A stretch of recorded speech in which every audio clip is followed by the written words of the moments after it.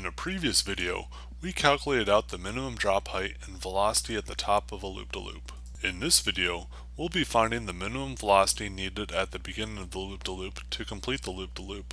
Our givens are the mass of the car of 0.044 kilograms and gravity of 9.8 meters per second per second. We will be using four formulas. Initial kinetic energy equals the potential energy at a given point plus the kinetic energy at that point. Gravitational potential energy equals mass times acceleration due to gravity times the height at that given point, or in other words, m times g times h. Kinetic energy equals 1/2 mass times velocity squared, or 1/2 m times v squared. And finally, centripetal acceleration equals velocity squared over the radius. When completing this problem, we assume that energy is conserved. This means that the energy at point 1 equals the energy at point 2. Now it's important to note that the initial kinetic energy at point 1 will need to be transferred into potential energy due to the height increase at the top of the loop-de-loop, and kinetic energy in order for the car to stay pressed against the loop-de-loop at point 2. So the formula will be initial kinetic energy equals, or in other words is transferred to potential energy at point 2 plus the kinetic energy at point 2. So we will need to figure out what the velocity will be at the top of the loop-de-loop. To do so, we must find the height of the loop-de-loop. Measuring this, we get a height or diameter of 0.22 meters. Being that the radius is half the diameter, we have a radius of 0.11 meters. Now we must use the centripetal acceleration formula of velocity squared over the radius and plug in the acceleration due to gravity as our centripetal acceleration. We plug in our acceleration due to gravity so that the centripetal acceleration cancels out the acceleration due to gravity. If it is unclear why, you can think in terms of an elevator.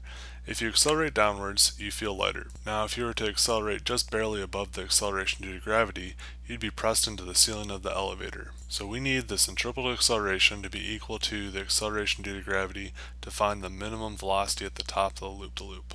After rearranging the formula to get velocity to one side, we get a velocity at the top of the loop-de-loop to be just barely above 1.038 meters per second. Now we need to rearrange the initial energy equals the energy at a given point on the track to get the initial velocity to one side. First, we need to plug in the initial kinetic energy formula of 1/2 mass times velocity squared.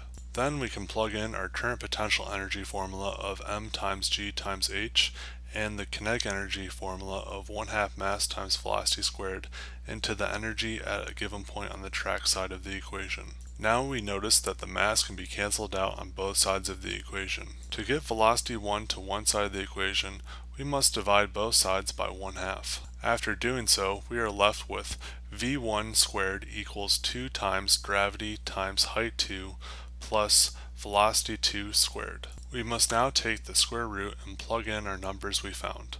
Height 2 equals 0.22 meters, and the minimum velocity at the top of the loop-to-loop that we found is 1.038 meters per second. After plugging in all of our numbers into the calculator, we are left with the velocity needed at the beginning of the loop-to-loop, or point 1 of the loop-to-loop, of 2.322 meters per second. That concludes this video. Hopefully I've earned a like, share, or subscription. If you enjoyed this video, you may enjoy one of these videos as well. Thank you for watching.